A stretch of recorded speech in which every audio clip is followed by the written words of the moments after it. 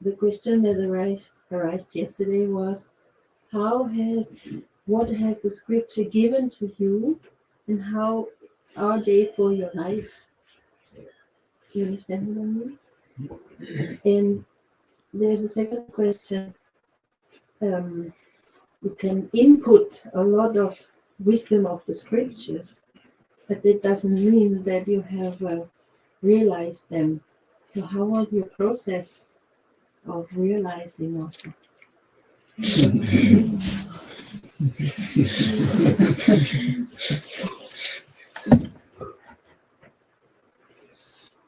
After you.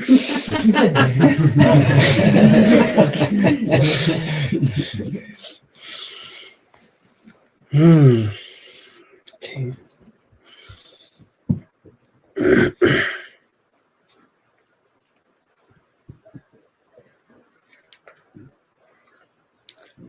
There are some of the teachings that deeply inspire me, that I feel deeply connected to. For example, one is yes. No microphone here. No microphone here, which is beautiful. Yes. Yeah. There is a very beautiful mantra in the Rig Veda.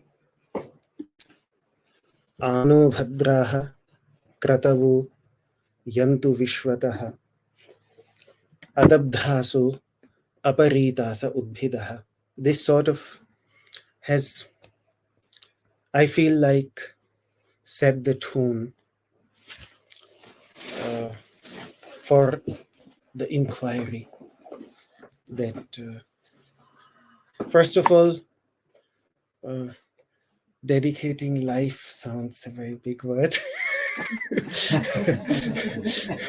It's like I have dedicated my life to having food every day,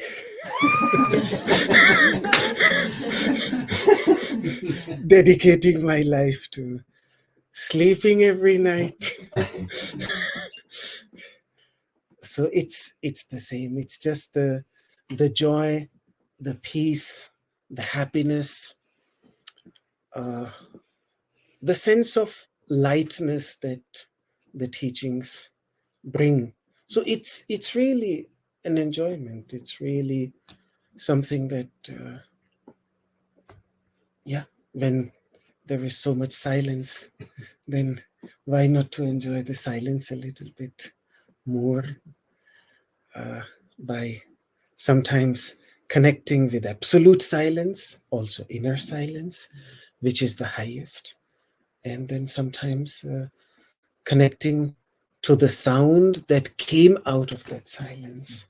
Because when the masters, they connected with that silence, the sound, the inspirations, the thoughts, the ideas that came to them. So it's just beautiful. It's just like the tasty, extremely tasty prasadam. Who wouldn't want to dedicate his life to having such tasty prasadam? So it's the same. That's why, it's a beautiful word. So coming back to the mantra that I was referring to, which is one of the mantras that deeply touches my heart. Let beautiful thoughts come to us from all sides. And the choice of the Sanskrit words is so beautiful. Bhadraha. Bhadraha means in Sanskrit something, auspicious. And if you look very grammatically at the word, the way Panini, the 5th century BC master of grammar, explains the word, it's a very, very beautiful word, because it brings together the idea of being radiant and pleasant together. So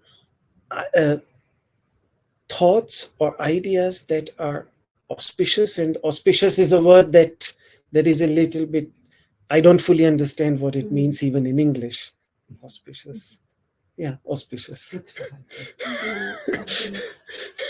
Yes. Yeah, but that's how it is always translated. That's how it is always translated, and we seem to understand it well. It makes sense. But yeah, the word, that idea that it is radiant, but radiant.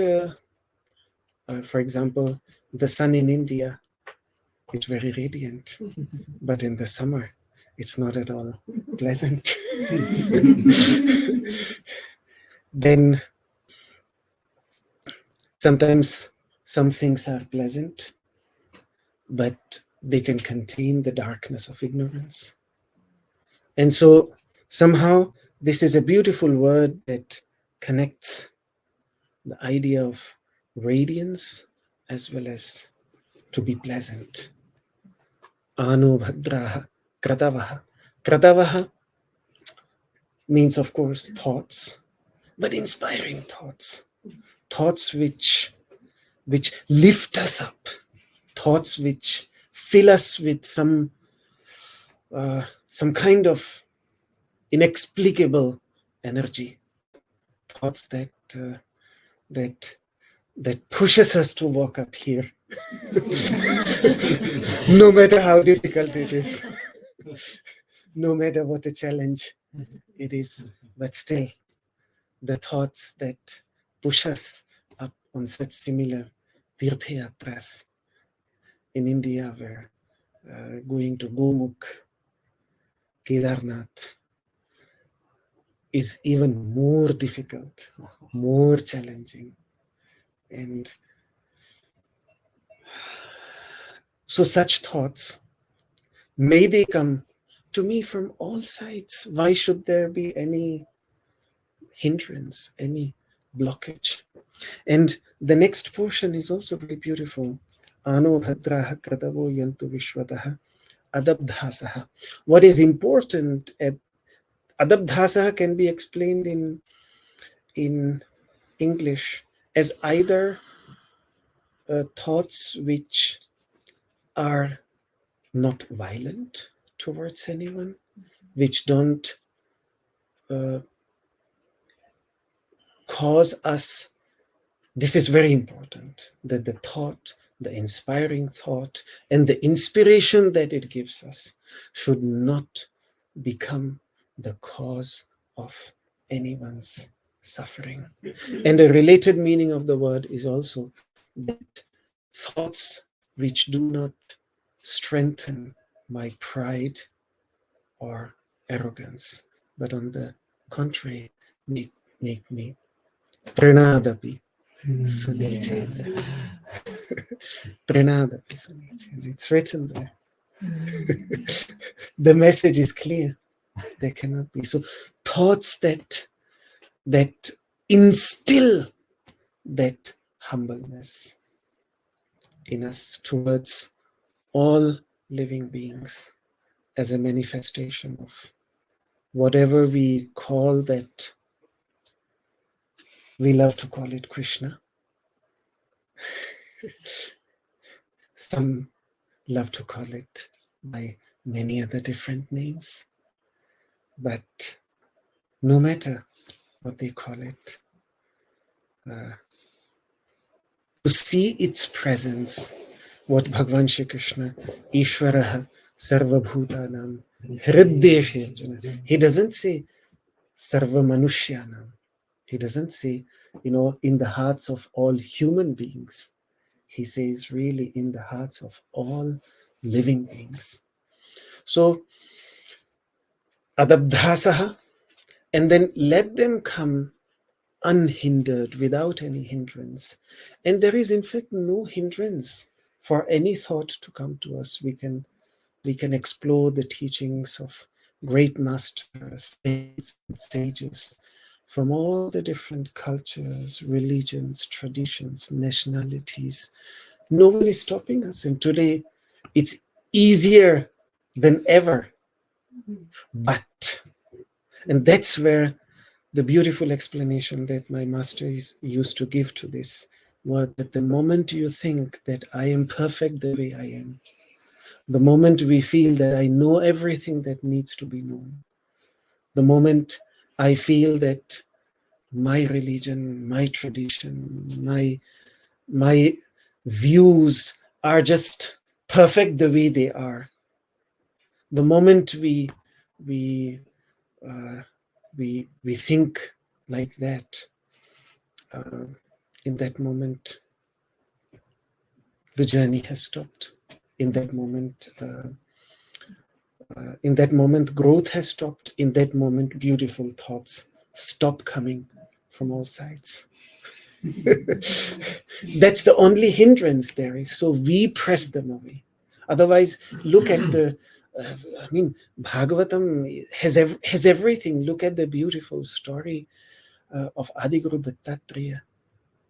Beautiful thoughts are all around him, whatever he observes.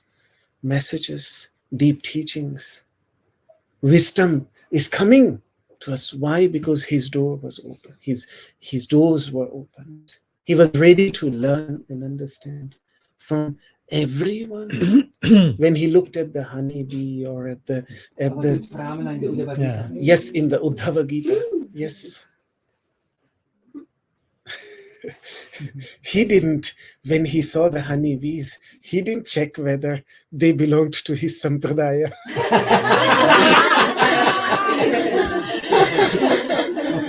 Or not. Or when he was observing the blacksmith making the arrow, and the complete concentration that he had, he did not go and ask him whether to which sampradaya or to which religion or to which group of people he belonged. He did not ask. He was just observing in complete silence. And today we call him Adiguru, the first master. And he had 24 masters. So this is aparidasa. When we allow wisdom to come from all sides, it can be in words, it can be in silence, it can simply be in a glance, it can be in an embrace, it can be even a tree, it can be a plant, it can be a flower, it can be a small little ant. I don't know what the big frog yesterday was teaching, still thinking about it. But today morning, when I saw you with the frog, with that, is it here or up there? Frog. The little frog. And then he's part of the kirtana. And then I thought maybe the frogs, when they do their own kirtana, and there are beautiful hymns in the Rig Veda which compare the Vatukas, the young boys chanting the Vedas in the Gurukulams with frogs chanting in unison. And there is, of course, a Mandukya Upanishad, which is one of the deepest Upanishads amongst the 10 Upanishads, and it's the Upanishad of the frog. So, yes, Mandukya Upanishad. Manduka is frog, and the whole, because it goes into the depth of Om and jumps like a frog from meditating on consciousness on as it is in the waking state of awareness, then to meditating on consciousness as it is in dreaming state of awareness, and then meditating on our conscious experience as it is in deep sleep, and using the symbols of A, U, and Ma for these three, and then ultimately the silence which inevitably follows Ma as Turiya, exactly. And So that's jumping from one state to another, like a frog. And most likely because of that Upanishad is called the Upanishad of the students of the frogs. So there is so much that can be learned. I mean, if we look at the Gita, Imam Vivasvate Yogam Proktavan Hamavyayam Vivasvan Manave Praha. From whom did Manu learn the Gita? From Vivasvan, just simply observing the sun. The whole idea of Karma Yoga just arises by observing the sun. And like this, so Aparitasaha, how it constantly moves, does its work absolutely selflessly, eradicating darkness, rising every day in the morning, and then every day doing its. Most of us don't even look up and observe it, see it, welcome it, and yet it is doing its work. It's eradicating darkness. And just imagine a world in which there would be no sun. Just imagine it. That's how. But I think we as humans have the tendency to take things very easily for granted.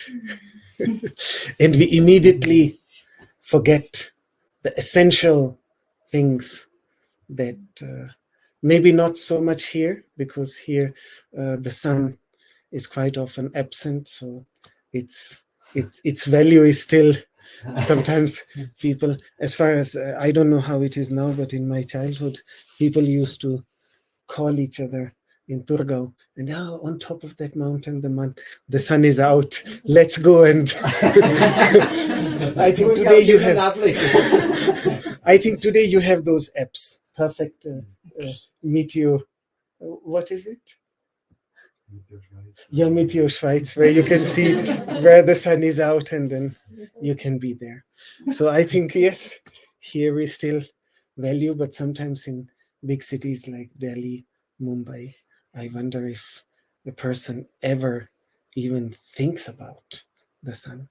We just see that we are so much lost in that which is illuminated by the sun that we never ever look up to look at the one who is illuminating everything. And there is a deep message in here, because all the time we are just engrossed in everything that is being illuminated by this light of awareness, but we never make the shift and start exploring the one that is illuminating all these experiences.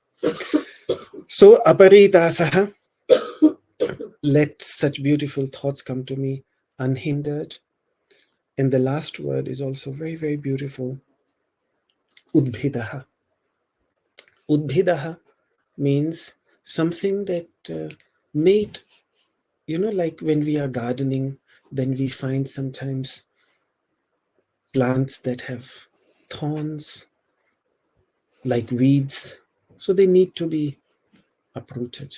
They are fine for all around, but maybe not in the garden. For the garden, for the flowers to be able to flourish, the thorns have to be uprooted. That's part of the gardening. I was seeing today morning, one of you was cutting and pruning some of the plants.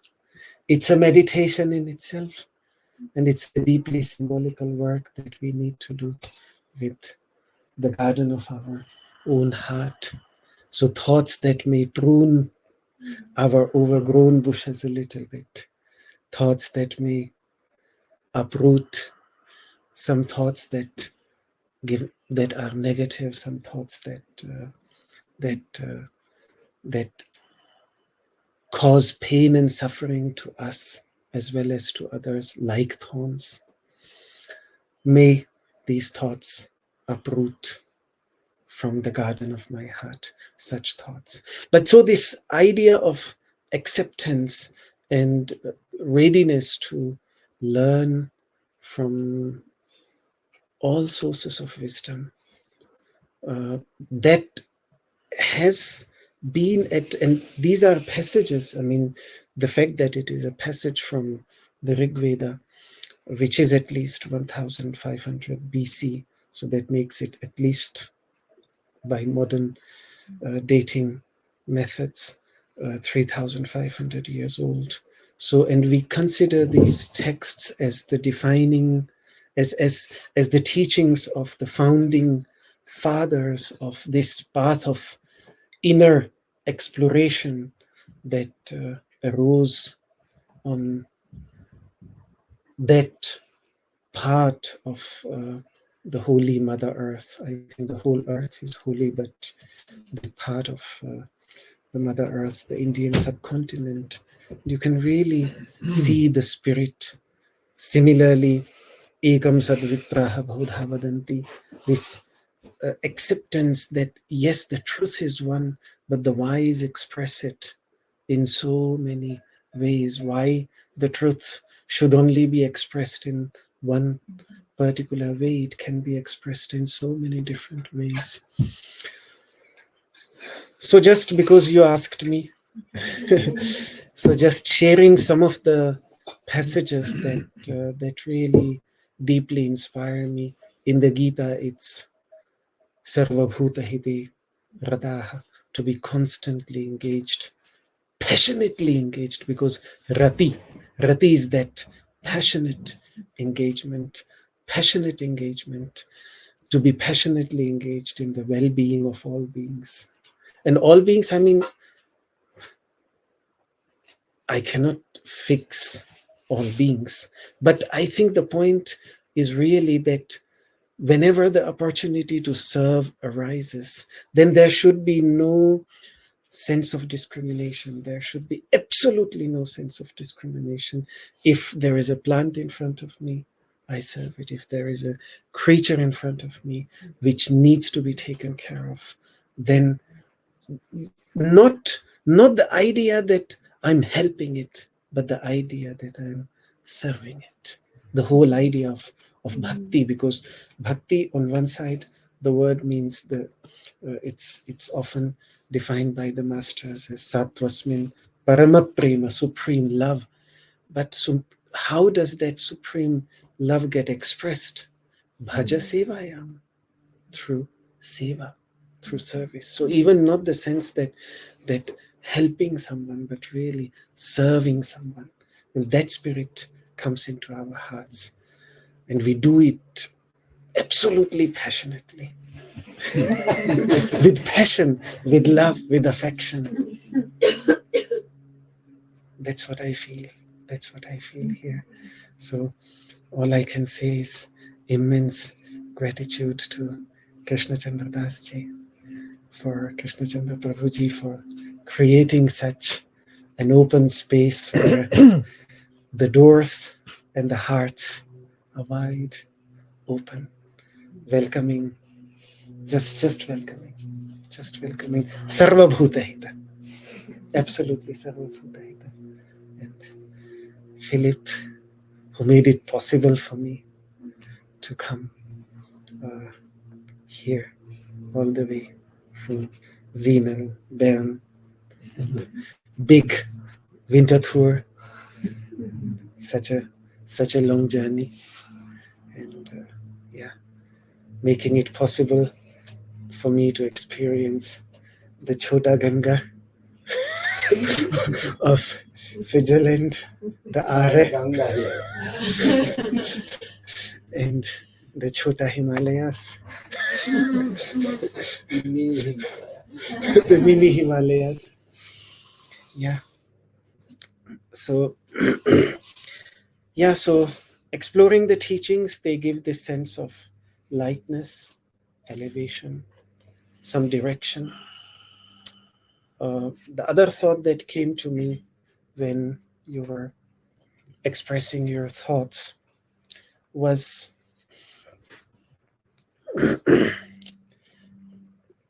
the Upanishads say something very beautiful, which is not often mentioned.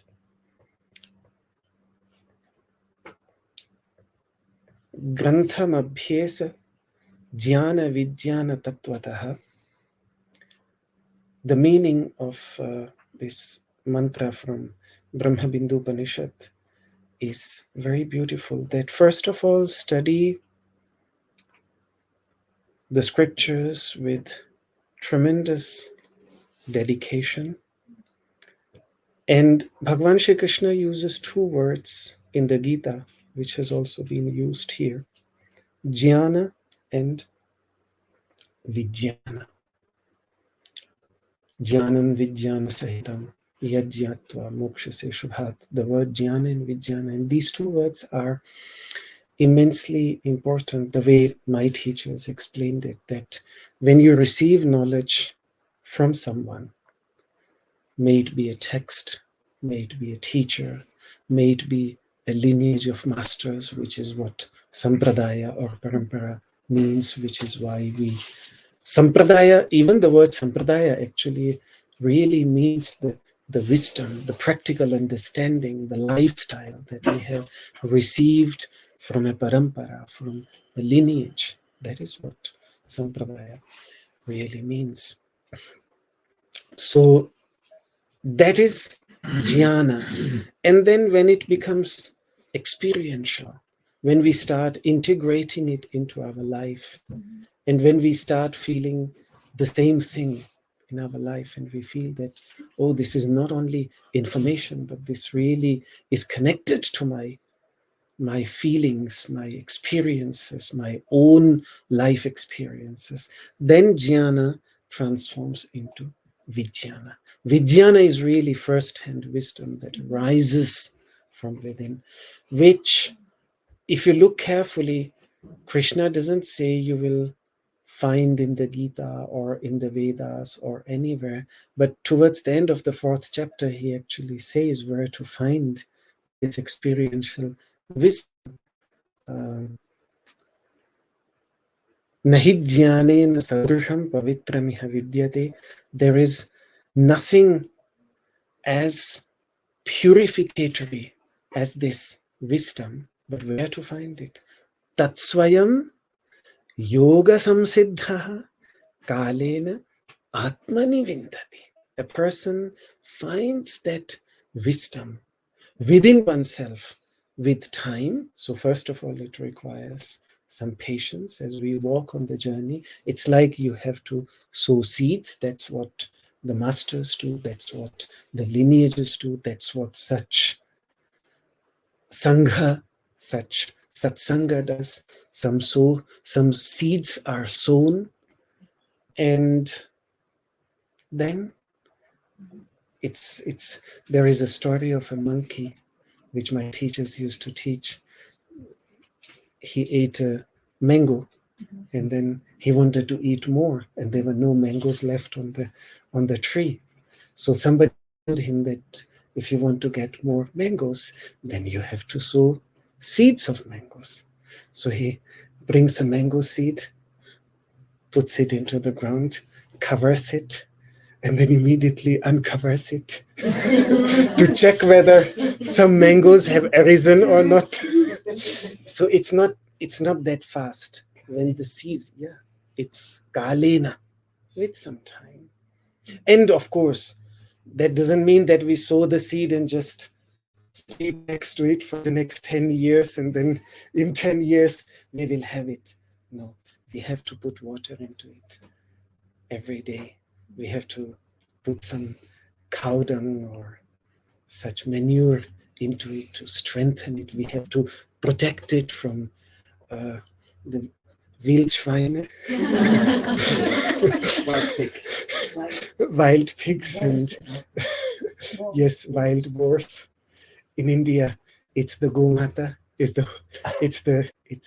the cows which usually come and eat away such plants. So you have to protect them from it. So you have to constantly work around it, and then one day you have the beautiful black grapes, green and yellow zucchinis and pumpkins and all these great but kalena. So some work is required. So that's yoga samsiddha. That's yoga. Yoga, of course, bhakti yoga is the central yoga. I mean, my father used to say something very beautiful, that today, when you hear the word yoga, the first thing that comes in mind is postures, asanas.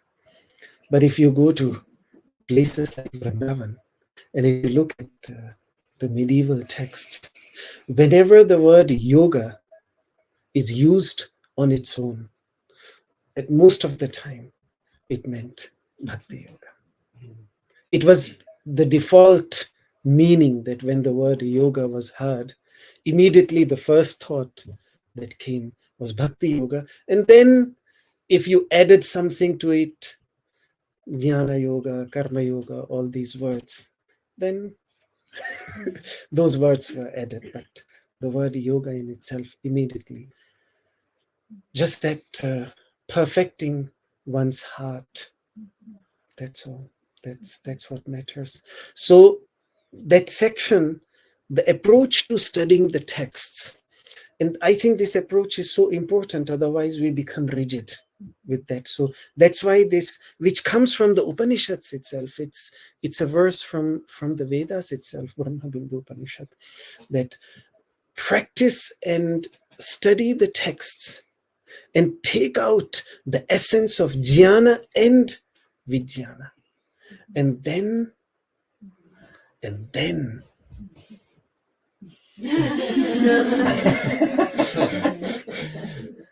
put it aside. Look at the life of Bhagavan Chaitanya Mahaprabhu. He was such a great scholar. He was one of the greatest logicians. I mean, even the greatest logicians whose books survived. And I'm saying this because his books didn't, because he decided just to throw them away. Literally, all his tremendous hard work. What kind of dispassion that he had. But he accumulated it. He accumulated that scriptural knowledge, that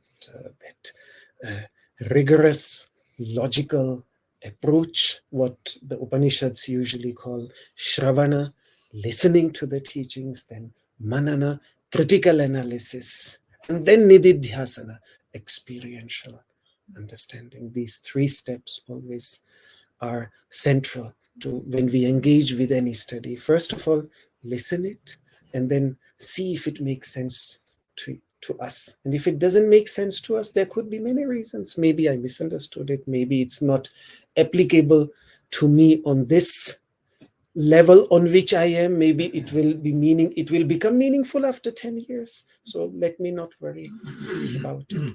The last thought that came to my mind when you are two very beautiful. One example is given by this mantra itself, that like when you have reached your destination, you put aside the torch. You don't need it. The purpose of the torch was to show the path and lead us to the goal. And after that, you switch off the torch, and that's it, because we are there. The texts, the teachings are like that. That is the first thing. The second thing is we have this image of Madhukari Vidya, like Madhukari Bhiksha, Madhukari Vidya. Madhukara is a honeybee, and the honeybee sees a flower, goes to the very core, finds what it needs the most, the honey, imbibes it. It literally takes it into its body. That's how honey is created. It takes it into its stomach, adds something of it. In the process, even cross pollinates flowers. So there is also a service that the honeybee is offering back to Mother Nature. And at the same time, that honey is not only it takes it into its stomach, adds things to it, but then it's for the whole community, not only for itself, for the whole community. for the newly developing babies, which are not even directly its babies. They are just part of it, because most likely they are babies of the queen bee. But so it's that again you can see this beautiful spirit of service of the community. And when we have the same approach with wisdom, the flowers are like Srimad Bhagavatam is a flower, Bhagavad Gita is a flower, the Upanishads are like flowers. We go to the very core, take the honey, imbibe it, add our own experiences to that, our own focus. What is the need of the time? What is the need of our own life? What is the need of our own circumstances? Different things need to be emphasized depending on the circumstances that we are in. That's why when we come to these texts, every time they, in a way, they are lifelong, because every time they are lifelong, because every time we come back to them, there is a new message, new inspiration, new thought, new idea that comes.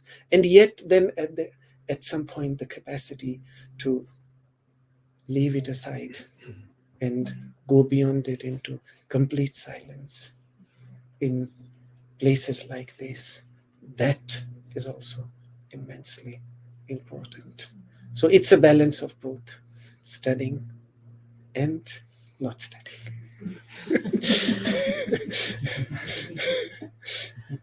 I hope that there was a second question, which has it been answered? Or? I think so, yeah. It's how you get the realization of that.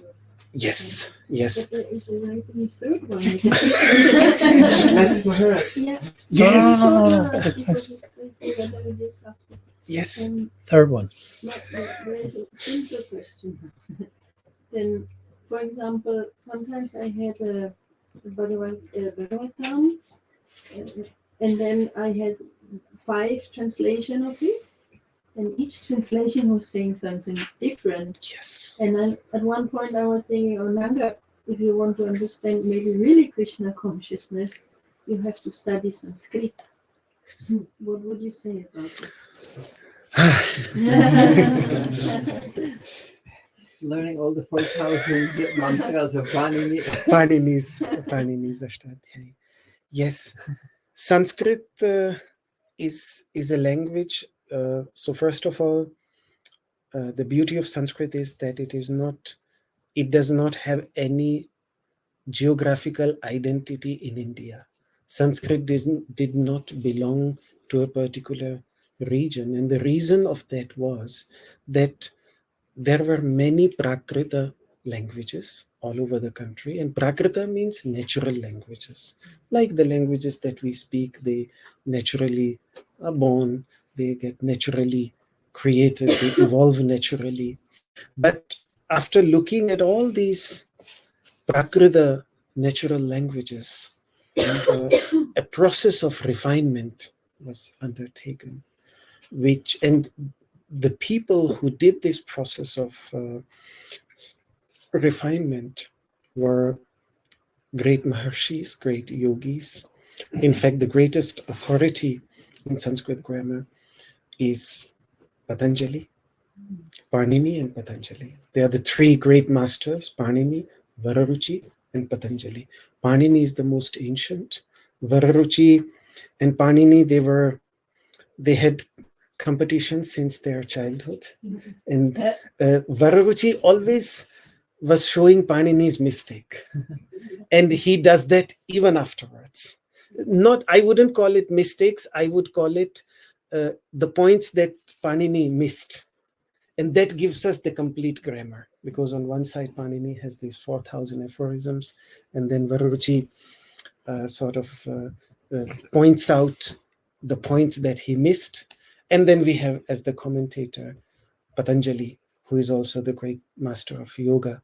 Yoga Sutras of Patanjali are well known. So the great commentator. And whenever there is some conflict between these 3 masters' views, then we always follow Patanjali. So that's why when it comes to grammar, he's the greatest. He's considered to be the greatest authority, and he's a great yogi at the same time.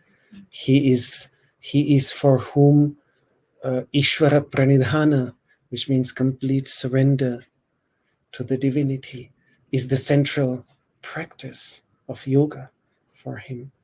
So They got the same one. yeah. So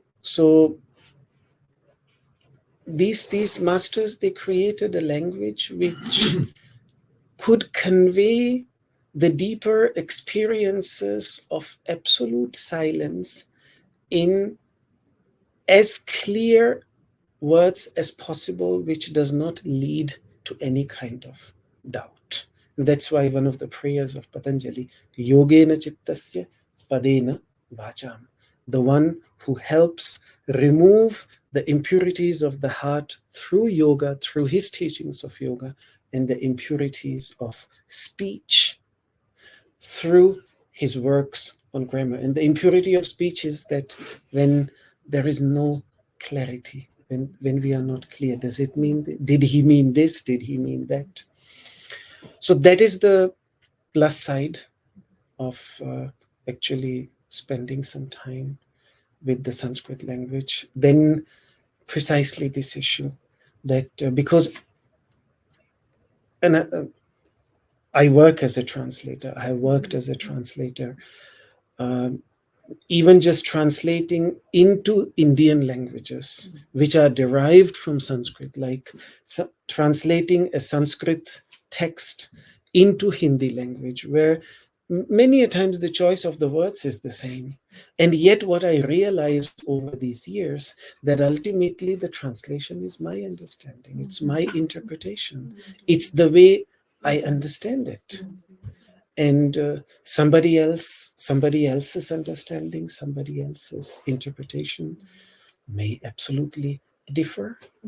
I cannot.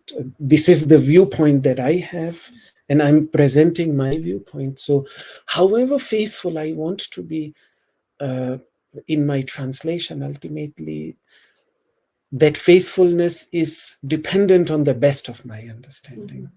So that limitation of translations, I wouldn't know how to really overcome it. It's like sometimes if we don't have, if we want to walk with closed eyes, then we have to hold someone. There is no other way, or we have to touch. We have to find our own way, or open eyes. Yeah. So in this case, I would say that that's why Sanskrit education in the Gurukula tradition plays such a key role, because otherwise we always remain dependent on someone else, on someone else's explanation. I wouldn't know how to directly cross it over. And yet translations at least make it accessible to us, and give rise to the desire that, oh, when the translation is so beautiful, then why not? Yeah, it's still inspiring, and it's the best we can. And if the translation is by good masters that we know, I think what we should look for personally, this is my humble opinion, if it's a master who lives the teachings, who has lived the teachings in his life, who has a living understanding, then certainly such translations make a big difference. Because even when we study it in Sanskrit, sometimes the choice of words in the language is so ancient that we still have to be dependent on Sanskrit commentaries, which is again an interpretation different from the original author. So we are still, even if we study Sanskrit, there is this dependency to a quite distance. This dependency remains even there. I mean, even if you look at the Bhagavad Gita, and even if you know Sanskrit, still there are commentaries, there are beautiful commentaries from the Gaudiya Sampradaya, like the commentary of Vishwanath Chakravarti, and then there are commentaries by other masters also. So again, ultimately, we have to follow our heart. And if a commentary, an explanation, a translation touches our heart, then I think it was written for us. Then it was written for me. So I think that's ultimately the test. And some kind of dependency with these extremely ancient texts, that will always be there. Even I can't say that I'm free from that, because I depend on, even in my understanding of the Gita, I absolutely, sometimes the shlokas, they are so deep that you really, the depth, you start appreciating only when you look at the commentaries of the masters. But again, they bring their own experience, and that shows the depth. And that can be brought in any language. That depth can be brought, provided the person who is writing has that depth himself or herself. That's what matters ultimately. So, sorry. Thank you.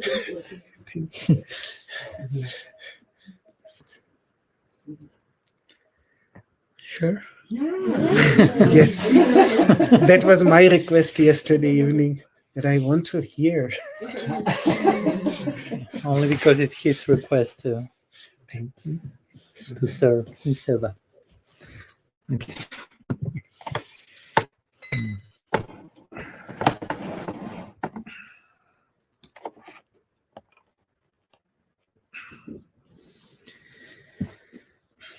Om Jnantimirandasya Jananjana Shalakaya Chakshurunmilitam Yen Tasmai Shri Gurave Namaha. Vanchakalpatarubhyascha kripasindubhya cha patitanam pavanebhyo vaishnavebhyo namo namah.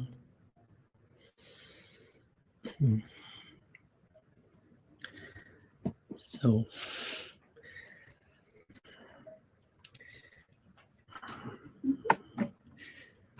I'm still reflecting on the words that Siddhartha has shared with us, and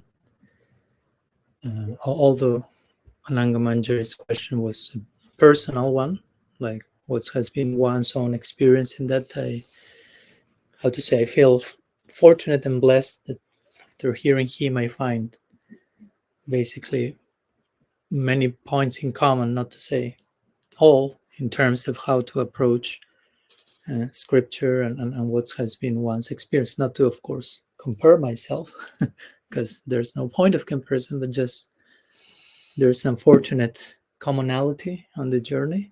And I think that should happen if we are sincere in our journey, even no matter what the tradition, as Siddhartha was very nicely exposing, we'll find this commonality in the journey, even if we differ on some doctrinal details, let's put it that way.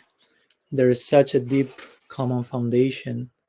And I personally, as some of you know, I love to have dialogue with people from Christian tradition, Jewish tradition, Advaita Vedanta, different Gaudiya Vaishnava flavors, so to say. And for me, it's always like a very exciting project of chamatkar, of always ending up being astonished about, in one sense, how different we can be, and even as different as we can be, those differences can never fracture, obscure, like downplay the deep commonality that we all share. So for me, that's always a very hopeful experience to see, okay, we share such Vasudhaiva Kutumbakam. Right? There's only one family, Mahapanishad say.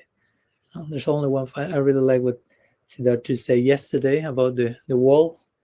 And he was saying on the other side of the wall, and he said, like, well, other, quote unquote, other, because we created the wall. If we haven't created the wall, there's no other side of the wall. So yeah, at the end of the day, there's only one family. When we start to think about two families, we start to be fundamentalist and sectarian. We start to promote literally war in this world, in our lives, conflict, division. Ultimately, reality is undivided, is whole. No? Non-duality, Advai, Gyan, Tattva, as the Bhagavatam say, means reality is unbroken wholeness, as we were talking this day.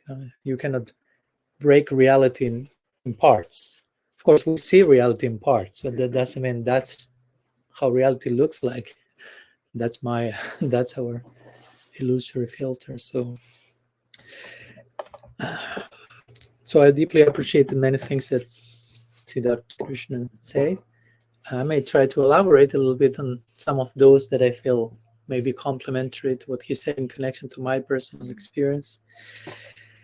I appreciated how he spoke about scripture very quickly. So to say, he extended the idea of scripture to teaching, to receiving teaching, to receiving teaching from different portals. He quoted this 24 gurus. So eventually he like universalized, so to say, the idea of scripture, because sometimes we speak about scripture, we think about a book or certain books. And in one sense, scripture is not even a book, right? Originally, it was a sound, spoken message, living sound, very much coming from the experiential heart of the speaker, conveying the listener that particular realization. Eventually it took the form of a book. Sometimes the more formal something becomes, the more we tend to, okay, I grab that, I control it, it's here. It begins in this page, it ends in this page. Like I remember one teacher of mine said, speaking about the Srimad Bhagavatam, I say, okay, the Srimad Bhagavatam has this number of verses, this number of pages, even if you want, but at the end there's one blank page, which is saved for you to write your own part of the story, with your own living example and experience. And that's part of the Bhagavatam. Because ultimately the Bhagavatam, to give an example of one scripture, is just the living story of the love life of the soul and the absolute. So we are all invited to be part of that story. Or Jiva Goswami will say the Bhagavatam in the heavenly planets have 400,000 verses. So there are different versions of it, so to say. And for me, the spirit of that is, again, that's a living thing. I mean, in one sense, the Bhagavatam is just, even we could say, it's giving us it's like a zip file of the love life of Krishna. Now, because even if you say, I will talk about God in 18,000 verses, that's still so limiting. Because we are trying to engage in Ananta Katha, so that we'll say in the Bhagavatam, saying something about the unlimited, it sounds like an oxymoron. I will say something about the unlimited. How much I can say, right? Ikshatena Shabda, the understood to say. In connection to the absolute, what can you say? We may try to say in the best of our capacity, but at one point, as we talk these days, sometimes silence is the best option. After we spoke a lot and we tried to say a lot of things, we reach that point of healthy exhaustion. And okay, now better I enter into Mahuna and listen to what's being said there. So for me, scripture, in my personal experience, again, I don't feel like I'm reading a book. I feel like I'm engaging in conversation with a living person. I conceive of that as a relationship. It's like developing a relationship. On the book, there are not like passive printed words that can only mean one thing, and they're stuck in the page, in the ink and the page. But it's a living spirit, a living reality that takes so many forms through time. And I appreciated what Siddhartha Krishna ji said about some of those sections may not be applicable to me now, may be applicable to me in the future, or I may be misunderstanding them, or of course, there are so many ways of understanding scripture correctly also. There's not one single way of getting the Bhagavad Gita, of getting the Upanishads. Again, we are dealing with infinity here. so So for me, yeah, every time I sit with Shastram, and I try to do that on a daily basis, and I also really appreciate what he mentioned, Clark, trying to add some note of sobriety when you asked Ananga Manjari, okay, we have dedicated our lives to studying scripture, and I appreciate your appreciation. But yeah, there are a few other things that we do every day also, like sleeping and eating and so on. But at the same time, interestingly, if we properly relate to scripture, somehow the things we do throughout the day, apart from reading scripture, become kind of an extension of that. No? How you mean this? Sorry? How you mean this? What I mean by that? Like if we properly relate to the revealed message, again, in a living way as a relationship, and then, and I will go there in a minute, we try to extend the darshan we've received from Shastra, extended in our daily lives. Because again, it's not just reading a book, memorizing some shlokas, getting information, but in one sense, the real thing is what happens when you close the book. so to say. I mean, when you close the book and realize the book remains open in the form of the relationships of my daily life, the problems, the so-called difficult moments. You follow my point? The book remains open in those moments. Now, the Bhagavatam is coming in that form to see how much you understood the Bhagavatam when you open the book. No? It's like Siddhartha Krishna ji was quoting Sri Chaitanya Dev's third verse of Shikshastakam, Trinada, Pisanichen, and so on.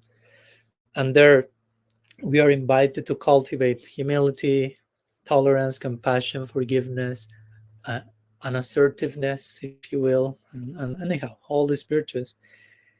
And Kirtaniya Sadahari. No? So sometimes we read that line and we may think, okay, I have to be very tolerant and humble while chanting. And of course, also, no.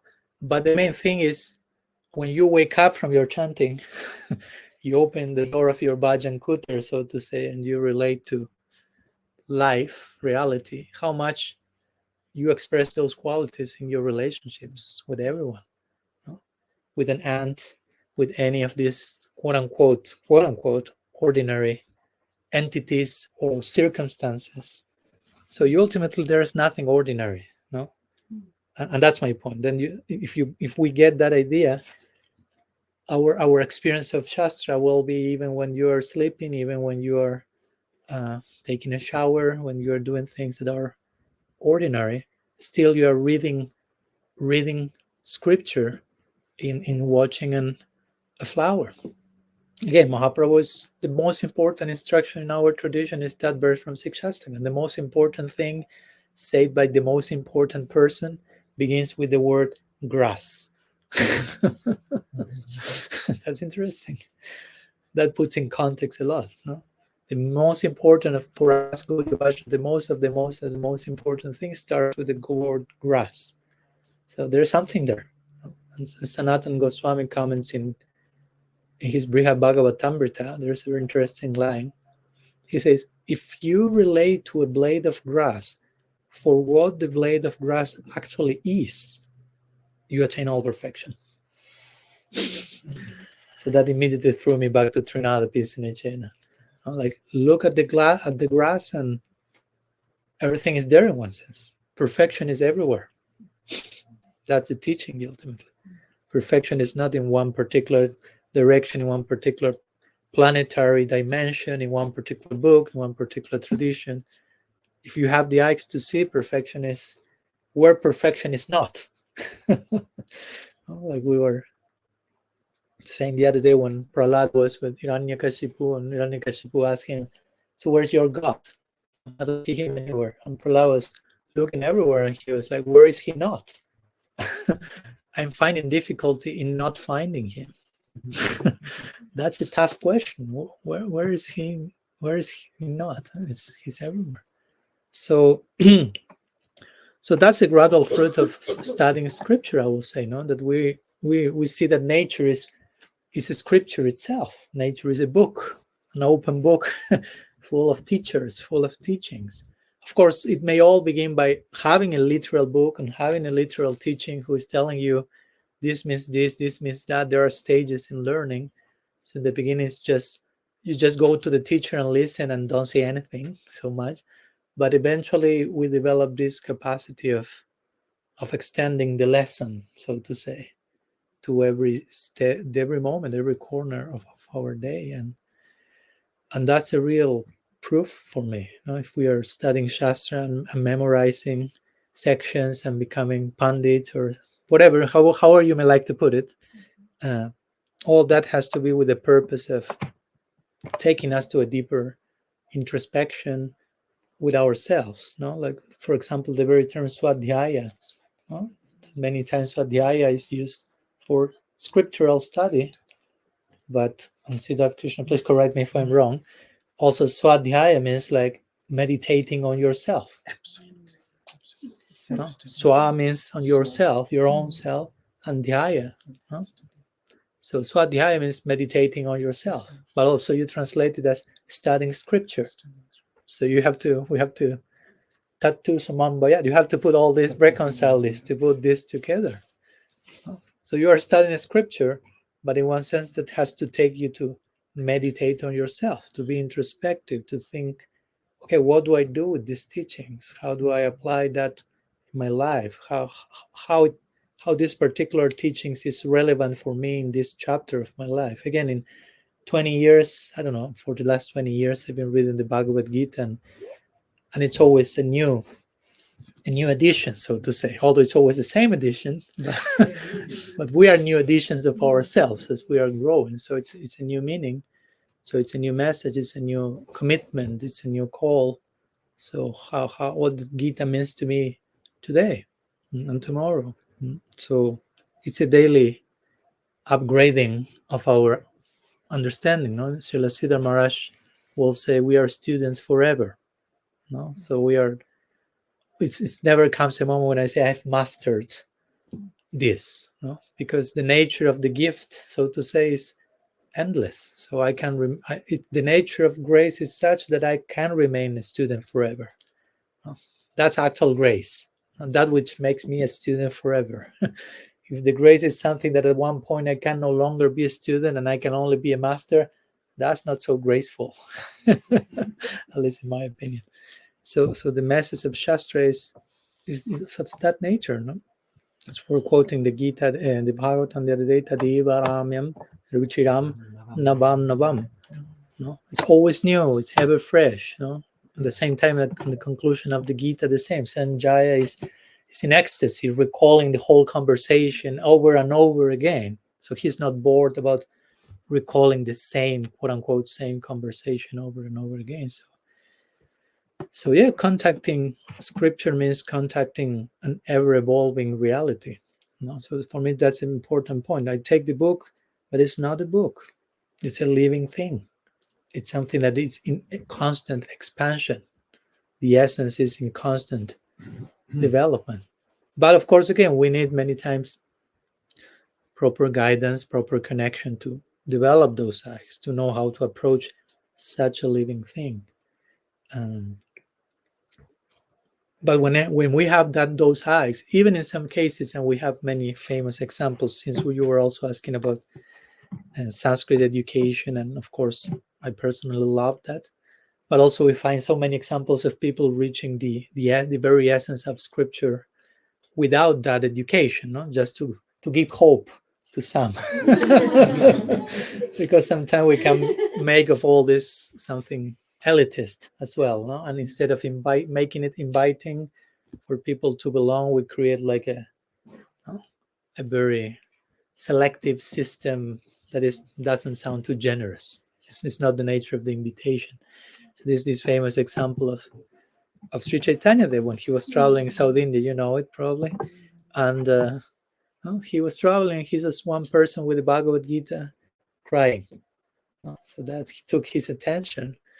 He was just contemplating the cover of the Bhagavad Gita, which generally is the same, right? This is Krishna being Parthasarathi, and the chariot driver of Arjuna. He was crying. And it came that he was, how do you say in English? when you don't know how to read? Illiterate. Thank you, need to learn. Yeah. So maybe, I don't know, maybe he was crying because he didn't know how to read. And he was missing this enough the Gita. He was maybe crying because his peers were bullying him because he didn't know how to read. No. Mahaprabhu discovered that he came very curiously and asked him, why you're crying? And Mahaprabhu knew you are illiterate, you don't know how to read. So why you're crying by just looking at the cover of the Gita? No? So he said, well, because I just see this and I know that Krishna is Bhagavan and Arjuna is his bhakta. But I can see here how by the power of love, by the force of bhakti, he who is Bhagavan, he who is the Supreme God, has become the taxi driver of Arjuna, has become the servant. Aham Bhakta Paradino, yeah. The Bhagavatam Sukadeva Goswami describes Bhagavan as Bhagavan Bhakta Bhaktimam. Here we have, with your permission, to give further shape, here is the image we were talking about. So Bhagavan Bhakta Bhaktimam, says Sukadeva Goswami. Bhagavan is the Bhakta of his Bhaktas. Like the other day we were talking about this term slave, remember? Nimai asked. And sometimes some of our acharyas say, okay, we heard you have to become the slave of Bhagavan. And for some unresolved trauma gets triggered with those words. So we have to be careful. Like slave, I don't want slave. But Srila Siddhartha Maharaj was quick to say, okay, but Krishna loves slavery so much that he becomes a slave of his slave. No? So everyone is a slave of love in that realm. No? So Bhagavan Bhakta Bhaktimam. No? We are invited to be bhaktas of Bhagavan, but when we try to do that, we realize, oh, he is a bhakta of his bhaktas to begin with. No, he's doing that first. No? So the point is that Mahaprabhu realized, okay, this person is illiterate, doesn't know how to read the Gita. But just by seeing the cover, he got the essence of the Gita. So if you have eyes to see, and it may sound heretic what I will say now, but if you have eyes to see, you don't need to read the Gita. Just glance at the cover, there you are. You get the essence of the Gita, which is bhakti, and which is the power of bhakti to control God himself and to make himself a devotee of his devotee. Wow, that's the essence. Of course, most of us do not have that capacity, and that's why we publish Bhagavad Gita and we invite people to read it over and over again. But in principle, everything is in that cover. No? Like when Sukadeva Goswami was with Parikshit Maharaj, and Parikshit asked him, I have 1 week left, I'm dying in a week, so is this enough time for me to reach perfection? And Sukadeva Goswami kind of chuckled, saying, 1 week? No? Wow. You can like that so much. Just 1 moment of proper attention and awareness and presence is more than enough. No? Abhamatra sadhusanga sarva siddhi, whatever. So just by one proper glancing at the cover of the Gita, there you are. Of course, it may take lifetimes for us to reach to that point of proper glancing, but no problem. We are on the journey of that. So yeah, that's an important point for me also. No? Right? We ultimately Krishna says in the Gita, Raja Vidya Raja Guhyam. No, speaking about Gita, no? About Bhakti. Sorry. No? This Dharma, Pratyaksha Bhagamam Dharmyam, this Dharma called Bhakti, is the king of all education, is the king of knowledge. So ultimately, the ultimate knowledge is Bhakti. The ultimate knowledge is love. If I love you, I know you in the most comprehensive possible way. But I can have lots of knowledge, and instead of melting my heart, lots of information, unprocessed gyan, let's put it that way, can get in the way. Can suffocate us, can as you say, can stop the journey.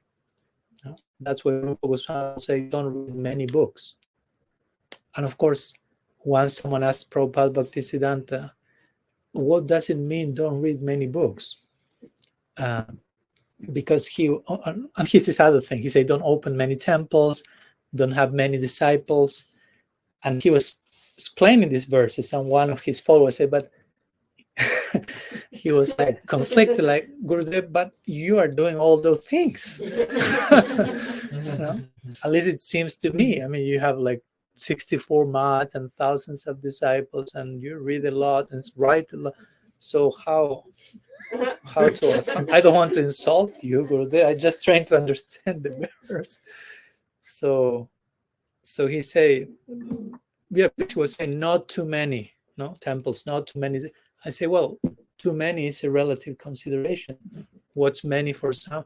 For some people, is too much to have 1,000 disciples. For some people, it's too much to have one disciple. For some people, it's too much. For some people, it's too much to be a disciple. And it's okay. I'm not condemning them. I'm just saying we have to ascertain our adhikar. No, swe adhikara yanishta saguna parikirtita, says the Bhagavatam. No, when you know how to ascertain where you are, that's real virtue. That's real beauty. Although if it's not the most glorious situation you are in, but begin by being sincere about where you are.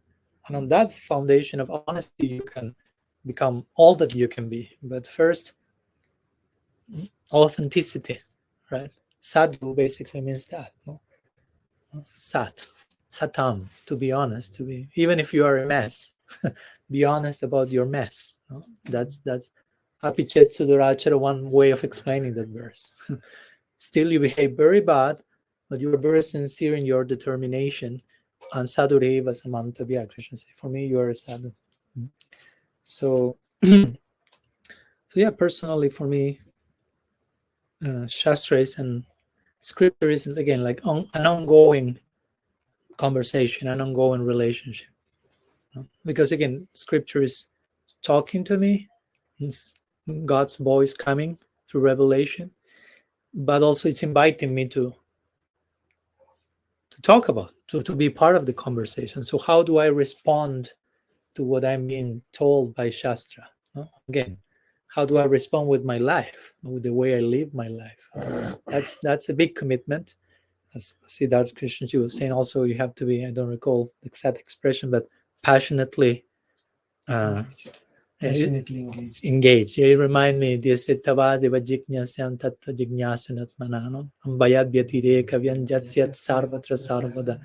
one of these four main verses of the Bhagavatam, when Krishna tells Brahma the spirit of avideya, no? How to pursue the practice in every place, in every moment, without neurosis, no? Without becoming like dysfunctional, but passionately.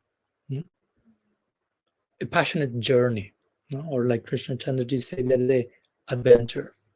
No? We are setting for an adventure. Like a yatra, right? It's a journey, pilgrimage. Yatra also means festival.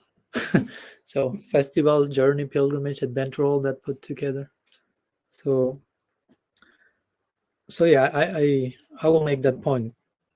The importance of relating to scripture as a living thing, a living relationship, an ongoing dialogue, not limiting the book to the book, and not limiting revelation to my revelation of my tradition, but to remain open to this idea, like Siddharth Krishna said, the absolute is like a multifaceted jewel, and different seers, tattvadarshins, rishis have seen reality from different perspectives. And although I may have my favorite one, so to say, that doesn't mean that doesn't make the other perspectives less valid. And I can learn a lot from those perspectives, and I can nuance my own understanding and enrich and broaden and widen, like I mentioned in my in my book Radical Personalism, that I've learned so much from other traditions, that and that learning helped me to understand my own tradition much more.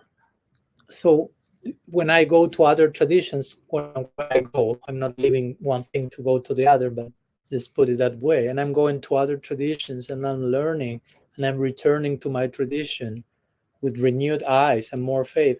And I start to wonder if quote unquote other traditions help me to rediscover quote unquote my tradition, how much I can draw a line between those two, how much I can say that other religion, that other tradition if it's nourishing my faith and expanding my view, how much I can draw a full line there. Of course, there may be, again, doctrinal differences, things, but there is so much in common. And from that foundation of openness, we eventually realize the very principle of scripture, which is sacred revelation, is everywhere. No, I mean, for us, ultimately, God is in every atom. So every atom has something to tell us, a lot to tell us. That's what scientists try to study the atom, and it never ends, because the infinite is being hosted there. Every atom is an embassy of the absolute. So yeah, I will make that point and conclude with the idea of, in practical terms, and the important thing is, okay, you open the book, but then you close the book, and then the book remains open in another way, and how you live your daily life, how you relate to other people, how you, even in the most basic human ways of interacting, because sometimes also the danger is we can acquire a very lofty theology and become like enamored by or embrace that high level of descriptions as escapism, spiritual bypassing. I embrace a very high, deep, detailed, sophisticated philosophy, and I have a long list of unresolved human issues, and I'm absolutely dysfunctional on the most basic levels in terms of relationship, but from my mouth out, I talk the highest thing in the most escapist way. So that's one of the greatest tragedies, let's put it that way. So we have to align more and more, like scriptures speak about mind, words, body. We have to more and more be, whatever I'm thinking, I can talk about it, and whatever I'm talking about it, I'm doing it. More and more, like gradually align to that, and be a coherent human being. As basic as that sounds, is part of the pursuit of becoming a transcendentalist. But let's have some coherence of the most basic, commonsensical platform. So scripture is full of that also. Scripture is not just about super lofty, high, advanced theological things. There are lots of grounded, down-to-earth, basic instructions that need to be embraced. So yeah, that's what coming. I don't want to overextend. Yeah, and maybe, I don't know, there are other questions. I don't know. I have another It's okay. question. Beautiful.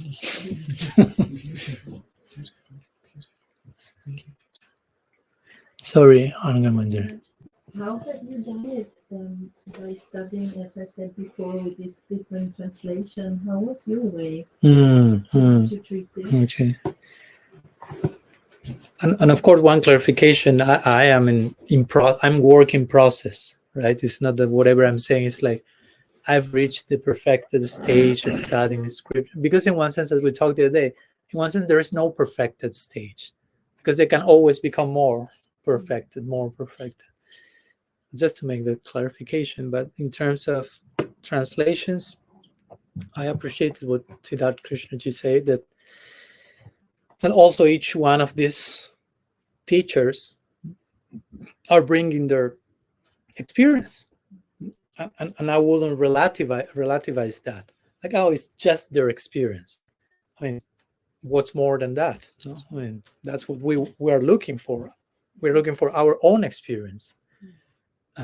But for that also, it's important to have the people with experience extending their experience to us. So I wouldn't say that they are distorting the original meaning, because again, if we say, okay, this is the verse of the Bhagavad Gita, let's give an example, and you read few translations there, and they are slightly different, and you may ask, but what's the actual meaning, the only one final meaning? And the conclusion is there is not. Because even if you are a Sanskrit Pandit of the highest level, as you were mentioning, we will find the commentaries on the Gita by Ramanujacharya, Vishwanath Chakravarti Thakur, many, and they will read something different, so to say, in the context of possible interpretations. It's not that they are just. It doesn't mean that anything and everything then can be read from that verse. No, but there is a certain parameter of endless possibilities, but doesn't mean anything and everything. So I think it's important that we develop this more like flexible, not flexible to the point that, again, anything and everything, but flexible to the point that there are more than one way of saying it right. No, and it's not that, okay, who is correct then? Vishwanath Chakravarti Thakur, Ramanujacharya, Madhusudan Saraswati, or it's not black and white. No, it's not like only one is right, everyone is wrong. No. In our tradition, we will go to, in our aspired goal in Golok Vrindavan, they will have difference of opinions, or even with other sampradayas, as I always like to say. In Vaikuntha, the Narayan Bhaktas, let's say devotees from the Sri Sampradaya, they want to worship Narayan, Lakshmi Narayan for eternity. And for them, from their perspective, Krishna is an avatar of Vishnu. That's their eternal perspective. No, it's not that, okay, that's their perspective now, but when they reach Vaikuntha, they will realize how wrong they were and how we were the only ones correct. That sounds pretty fanatic. You won't reach Vaikuntha like that. That's the point. So, no, their perspective is Krishna is an avatar of Vishnu for eternity, and somehow they are correct. And we have our own perspective, and that's correct at the same time, and it applies in one sense. So I know it's paradoxical, but that subjective side is there. Like Krishna Das Kaviraj Goswami will say in Chaitanya Charitamrita, every devotee thinks that their relationship with Bhagavan is the best. No, you won't try to argue with Hanuman about Ram Bhakti. No, don't mess up with that. Don't try to convince him. No, abandon your faith, and that will be dangerous. No, you follow. He has that particular divine bias, if you want to put it that way. So yeah, some specialty in their particular. So Krishna does say every devotee has that sense of my connection with Bhagavan is the best. This form of Bhagavan is the best. And he concludes saying, and everyone is correct. No, because you may think, okay, how this verse will conclude. Everyone thinks they are right, but only this is correct. No, he says everyone is correct. Because it's love. Because it's love.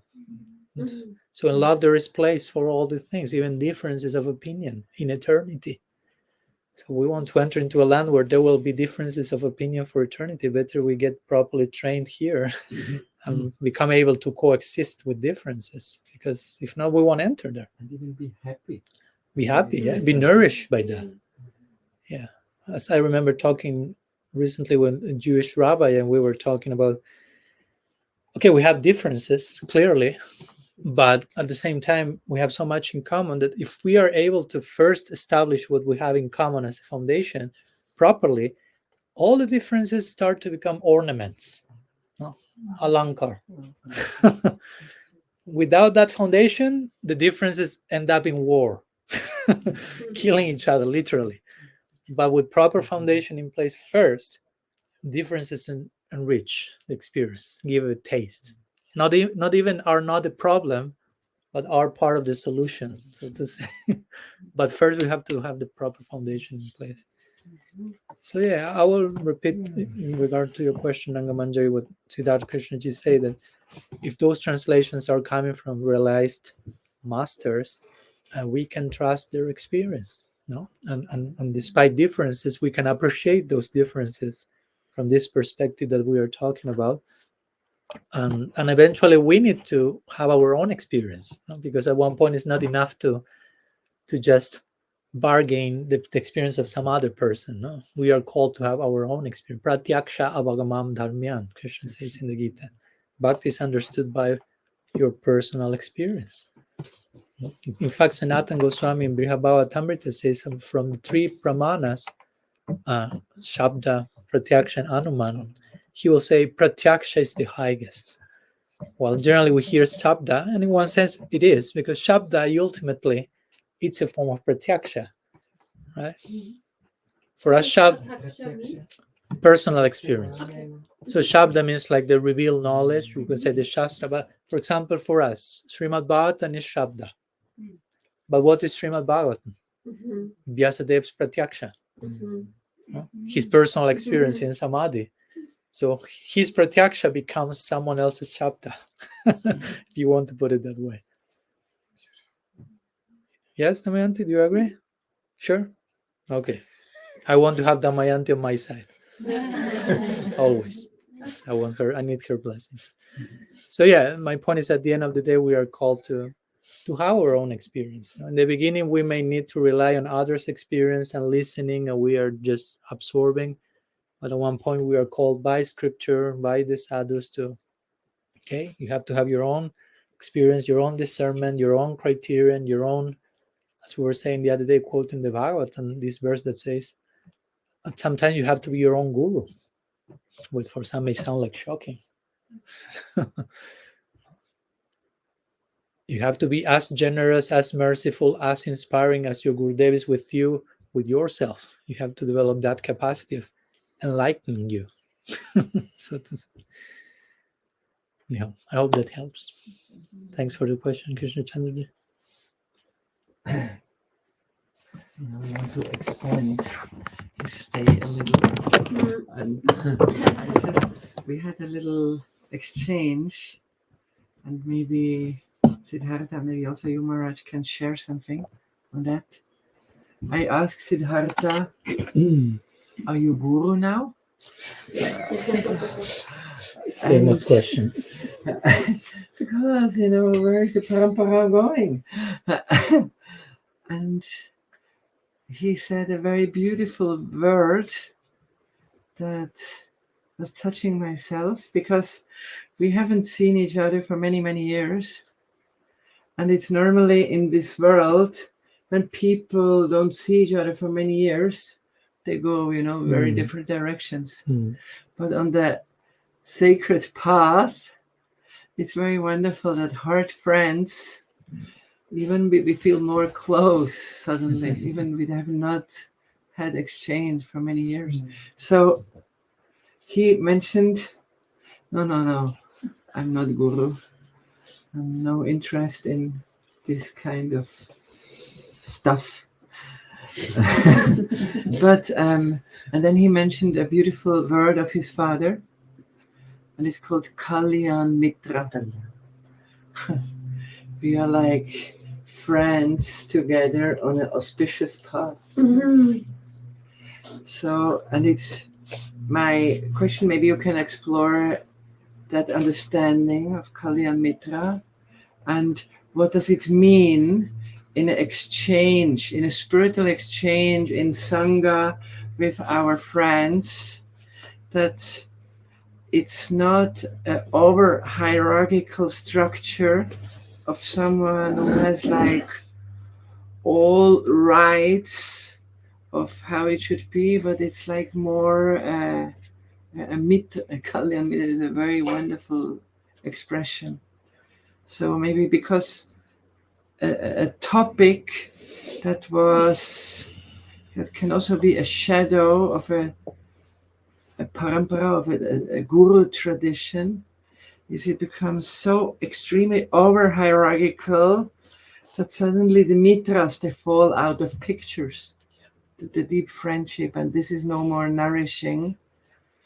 And like very practically, here in our ashram, we are in a situation, we don't have immediately gurus on the hand that we could say we are now followers, because our conscience cannot subscribe immediately to such an idea. And yeah, maybe that is, maybe you can explore, and maybe Maharaj also, these ideas. And I'm very thankful that you said this. Is this okay? Yeah.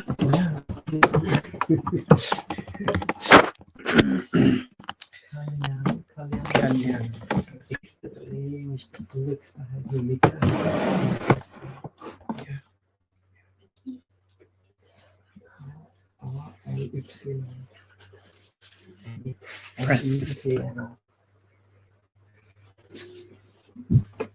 Kailas Ashram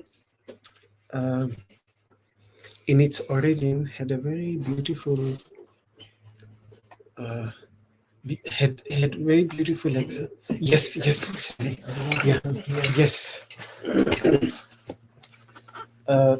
The ashram where I received my education, which you mentioned yesterday, Kailas Ashram, which was founded by a great scholar around 140 years ago in Rishikesh. It's one of the earliest still extant ashrams there. There are two which are extremely ancient, and this is one of them. And he, not only through his teachings, but really through his life, through the way he lived, tried to convey messages. And that's why, as part of our study, we also learned a lot about his life. And what Maharaj just said, that how Bhagavan Shri Krishna is Bhakta Paradhina, or he's absolutely, he's the Bhakta of the Bhaktas, he's the devotee of his devotees. So despite being the teacher, despite being the founder of this ashram, which by the way was not at all a building, it was not some kind of building. Trees. Buildings came a lot later. This was just a garden, just like a small little forest with some trees, and everybody was living. He had around 100 students, and they used to live under the trees, which was fine till the monsoon used to come, because when the monsoon came, then all the books used to become wet, and that was a big problem. Most of the time the books even would get destroyed. So that's when the king of Tehri, the king of that area, heard about this problem and came and said that let me build a small room for you. And then he said, no. In a place like Rishikesh in the even as late as 1930s and 40s, it is well known that if a sadhu had a lamp or a candle, they were considered prapanchi. Cheaters. Mundane. Prapanchi, like Worldly. worldly. Having unnecessary possessions, having too much, more than what is required. So you can imagine it was that time. So he said, no, I don't need then he went away. But then after the rainy season, when he came back, and he said, okay, no room for you, but at least for books of everybody, just for the Shastras. Let me construct one room just for the Shastras. And that is still today room number 1 in the whole ashram, which then built around that room in the past 150 years. And all the texts, all the scriptures are still kept in that. And that is actually the pitha, that is seen as the pitha, as the chair, as the seat of learning, is that small little, it's just this much more, a little bit bigger than that. But with all the books of the 100 students, everything came together. So what I was saying about him, and because he was also the Vedanta master of individuals like Swami Vivekananda. And Shivananda? And Swami Shivananda studied from the 6th in the lineage. So, but lineage there has a very specific meaning. That's what I'm coming to. So first of all, what was well known about him, that at that time Rishikesh was just a small little temple with, so if the chappals, which means the shoes and the sandals of his students would get torn or needed repair, he used to take those sandals on his shoulder, would walk from Rishikesh to Haridwar, which is around 30, 35, 40 kilometers, and he used to get them fixed there. So as a teacher of all these, as a guru, as a master of all these teachers, such a great scholar. And this was one of his seva to his students, that he was carrying their this I mean, in today's 21st century kind of gurus that we see, this feels like impossible. Yeah. You know, this feels like impossible. Someone carrying the shoes and sandals of broken sandals to get them fixed, or to get new ones from the nearest market, which at that time used to be Haridwar, since Rishikesh was just a small little temple with few cottages. And then doing the same thing with then later on, as the ashram grew, somebody brought that Cooking pot. no, not cooking pot. I For don't grounding. for grinding Grinding. grinding Dal. the dal and the wheat and that. So sometimes even that, and that's very heavy. And he was a tall man. He was from Punjab region originally, so he was a very strong and tall man. So he would carry that. If it got spoiled, then he would carry it again to the market and get it fixed. And yeah, so what was really it really shows the kind of guru shishya relationship that there was, which is the ideal relationship. Where, and then the second thing, which was also very beautiful in Kailas Ashram, was that many a times I, as a student, was late, especially towards the later years, I was made to teach certain classes, and then all the teachers would come, and they would just sit and listen, and not judgmentally, not to test, but really because why should they sit? And this was like my duty, that I have to teach this class every day, and they would come very often. Why to just sit in the room? They come, listen, ask questions. So there was, and of course, initially it was very uncomfortable for me to have my teacher who taught me everything in my class, including my father. He so often used to attend my classes, who taught me everything. So initially, out of respect, you feel, and then what if you make a mistake? What will happen? What will they say? And then they will become angry. Is this what I taught you? But then gradually, as I realized and found that safe space, then no, they are not here to judge me, but they are really here because they love the Shastras, because they love this discussion. And they were, instead of being judgmental, contributing, showing that, sometimes this is what we understood, and then they brought deeper understanding. So that kind of relationship was very beautiful. Something that is very unique about Kailas Ashram, which very few people know. And I'm not aware of any other ashram in India elsewhere, is that the head of this ashram is never allowed to give diksha, give initiation. This is something that, and it is, if you look at the history of Kailas Ashram, this is what as a learning center, because this ashram had a very specific purpose.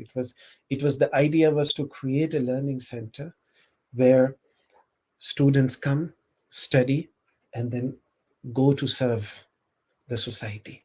And teachers come, teach, and then once they are no more, then fresh people need to come in. That idea was so important. So there the lineage is only in the sense that we have heads one after the other, but the head was never the disciple of the previous head. But every time the duty of the remaining authorities after the head passed away was to look for the best teachers, to look for someone who was really a good scholar, whom they felt that who can continue the tradition. So there was never this fight, that, okay, now we are all the disciples, we should become, so all of that. So what I'm trying to show that they thought differently, deeply traditional, and yet thought differently, and they created something very beautiful out of it. So initiations happen, but no teacher can initiate anyone in their name, which means there will be no one a disciple of the living teacher. What can be done? Either as a student, you may have your own guru, your own master that you are deeply devoted to. Bring his permission. We will perform all what Viraja Homa, the formal rituals of sannyasa. They will be performed, but you still remain your own teacher's student ultimately. Or if you don't have any particular teacher, then choose someone from the previous teachers or whoever you feel connected to, but not the present head cannot initiate in his name. So this somehow really brought in again and again very new perspectives, new teachers, new masters. This doesn't mean that the ashram did not go through challenges. There were many challenges in the history. There were challenges which I saw, and even right now, at the moment, there are challenges of succession because the master has, now the 11th teacher has become quite old. But so challenges are always there, but it's another way of trying to solve the issue.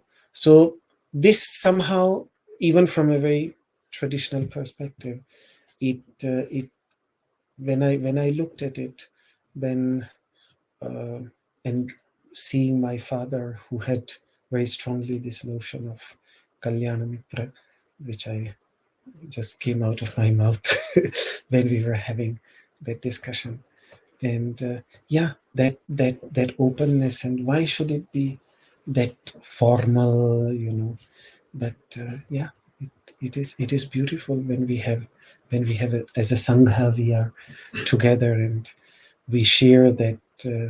Ultimately, what does guru mean? Gu means darkness, and ru means the light that eradicate darkness. And I'm trying to remember that beautiful passage from the Uddhava Gita, but it's not coming up. But there Bhagavan Shri Krishna actually points out that wise individuals become their own masters. And he explains, or at least some of the commentators there is explains the word guru as hita chintaka, as the capacity to differentiate between what is wholesome, beneficial, and what is unwholesome, harmful. And this capacity, to some extent, all of us have. We just need to strengthen it more. And ultimately, we have to become our own gurus, because how long there was my father used to say, used to tell this story as part of his parenting experience, is that no real parent would want their kid to remain dependent on them. We hold your hand to make you independent so that you can stand on your own feet. And yet sometimes we just keep on looking for that finger, but at some point that finger has to be, even if the child weeps, even if the child cries, It would be unhealthy. it would be unhealthy to continue to give that finger. And, codependent.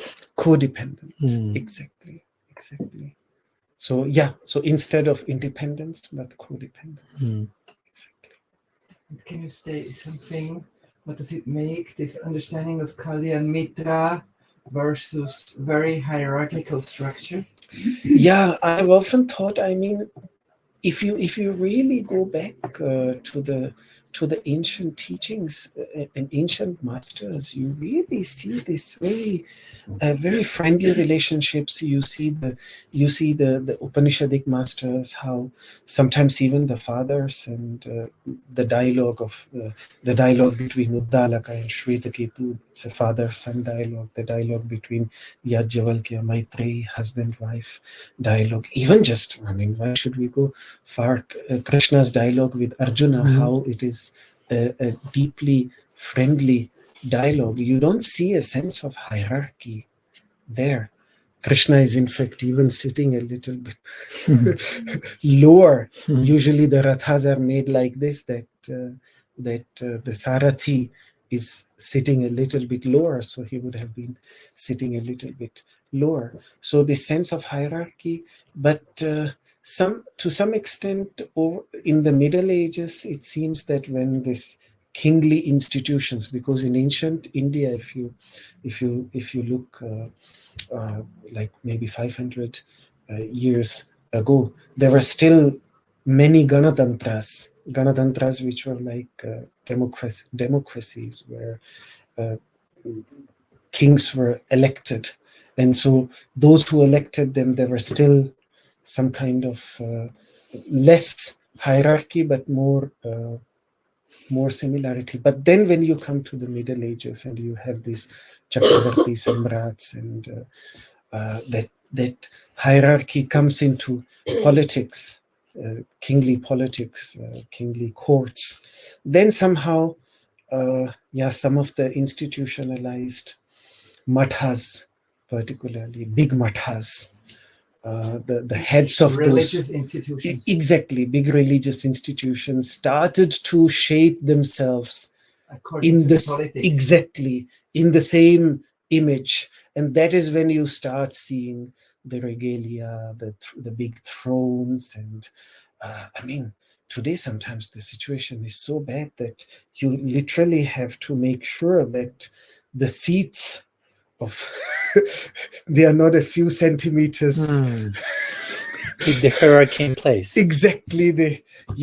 So it I mean, to the level of absurdity and yeah, that's all how I can put it. But that's because of that, somehow that political hierarchy, and then the mathas and these big institutions were seen, and they of course they became big owners of lands, big lands, and so they started seeing themselves as kings, and all the signs. Even today, if kings do not exist, we see some of the Mathadhishas still literally carrying the Rajadanda and all the signs, the umbrella, and all the insignia of regal insignia today, which I don't see in the lives of the real great masters who were just embracing everyone, who were walking on foot on the street, connecting to the grassroots level, connecting with the poorest of the poor, which we see in even someone. Krishna never really becomes the king. He never really becomes the king. He remains a servant, and others, Ugrasena, Maharaja Ugrasena is the king. And Bhagavan Shri Krishna, despite not being a king, Maharaj Yudhishthira decides to worship and welcome him before all other kings. And as a result of this, what Bhagavan Shri Krishna decides, that after everybody has eaten, then let me remove all the dirty plates of everybody's leftovers. So you can see that really in his life, and that's it. That is what we find so inspiring and in the lives of the great masters. But once institutions get established, which were founded to serve humanity. What then happens is that at some point, those buildings, all of that becomes a purpose in itself, and and then everybody, and this I see so much.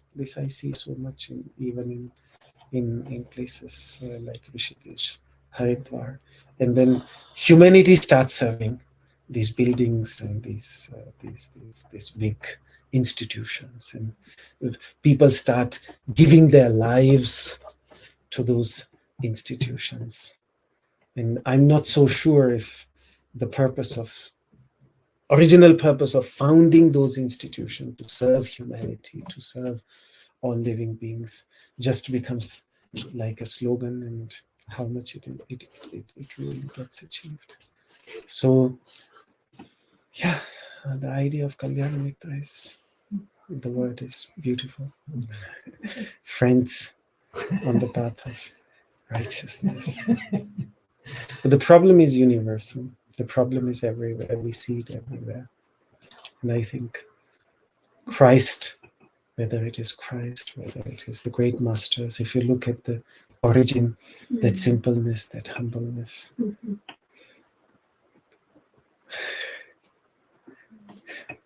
he did not have all the gold and all the silver that we sometimes see wearing. One of my father's favorite books was Les Miserables. Victor Hugo. Victor Hugo, yes. And whenever he had 2-3 books that he always used to have with him. One was, of course, the Bhagavad Gita. And some of the Upanishads. And from this part of the world, 2 books he loved very much. One was The Imitation of Christ by Thomas à Kempis, a small little book he had, but it's all about devotion. It's basically all about bhakti, but from it's intense. And then, because he loved French language, he was a big fan of, he grew up in a French mother's family as a young boy. He was in that environment. He loved French language. So he always used to have Les Miserables in French with him. And Monsieur Bienvenu is his name, the priest who welcomes all the poor people. That became like his one of his ideals. So he really loved this. Yeah. So I think from the parts which I read later in English to him, who wouldn't like such a priest in their community? Because he really lives Christ in his life, in everything that he did. And this is the priest who there was a very, very poor man, and he stole this chandelier in the church. Yes. And this poor man, he was already beaten and punished everywhere at every corner. And they, of course, they caught him, and they wanted now to punish him very heavily. And then the priest said, "I gave it to him." This was such a beautiful scene. And he forgot to take also the rest, and he gave him more. Yeah. What? And he forgot also to take, I think, was the silver spoons or knives, and Which he gave him more. Yes. And this changed this poor man very much. This extreme kindness. Finally, someone treated me very, very differently. Very. And then it changed his life, and then but his history always catches up. And, that's the story. And it's very, very beautiful. And then, of course, it was Saint Francis of Assisi, to which he was deeply connected. One of the first talks that he gave in Paris in I don't know, it was the municipality hall, or it was the town hall, or one of the first big talks that he gave when he came in the 50s or 60s to Paris, was on St. Francis of Assisi. And I remember even when we lived in... very special Indian sadhu. Yes. Is invited, and what is this big? the love of St. Francis of Assisi. And yeah, even when we lived here near Konstanz, Kreuzlingen in Thurgau, we whenever there was an opportunity, he used to go down to Assisi. And that's, in fact, part of the reason why I grew up later in Rishikesh was because of Assisi. Because once when he went down there, he met Swami Chidananda, who was also worshipping there and meditating in the same small little church. And they both met. And of course, both being from the same country, immediately a relationship got established. Then after that, a friendship got established between Swami Chidanandaji and my father. And he was one of the persons who said that, oh, why don't you come to Rishikesh and let his education be in Kailas Ashram. And then my father thought that was actually the place where I wanted to also study, but it could never happen. So part of the credit of me growing up in Rishikesh is St. Francis of Assisi and the bringing together of these two individuals. Then we have a little surprise. Yes, we have a surprise after. Just after this class. After we have a little surprise for you. And for Maharaj also. But Maharaj, would you also like to share a few thoughts on Kalyan Mitra, on that? Just a few, so it doesn't make... Yeah, and in a few weeks I'm going to visit Assisi for the first time. So now I'm wondering who will I meet there and what will happen. Yeah. I'm 43 now, but still my life might turn any unexpected turn, so I'm still open for that. You were born 1980? Yes. Same here. Okay. Okay. Which day? 12th November. Which day? 12th November. 15 November. Almost. Okay. Interesting. So, yeah, thank you for your words. I was already thinking about Kalyan Mitra without the term itself yesterday when you were talking about your relationship with your father and how he, despite he established this new mode in their relationship, at the same time was very much about we are working together in this. Now, this is like a teamwork, a joint project. It's not just me on the top and you down, but we are the two working for the same, serving a same ideal, so to say. No?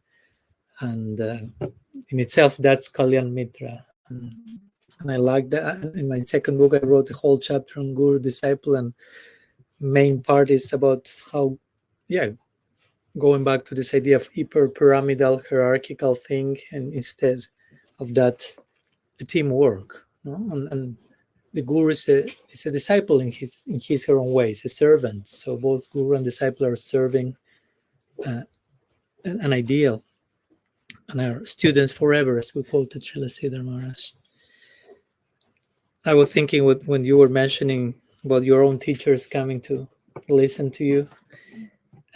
Also, in our tradition and the Vedas, in one sense, the archetype of the Guru is Vyasa. And in the Srimad Bhagavatam, when Sukadev Goswami is talking the Bhagavatam, Sukadev is Vyasa's disciple. So Sukadev Goswami is talking the Bhagavatam, and Vyasa is there listening in ecstasy. And not only Vyasa, but Narad Muni is listening, who is Vyasa's Guru. So Sukadev Goswami is speaking Bhagavatam to his Guru and to his Param Gurudev, so his Guru's Guru. So that was, and that's again, that's the archetype figure of guru in the Vedic tradition. So that naturally establishes the standard how it should be, this type of interaction, and both learning from each other and open to each other. Yeah, in fact, I will argue that if a guru is really advanced, the more advanced you are, the more capacity you have to learn from others.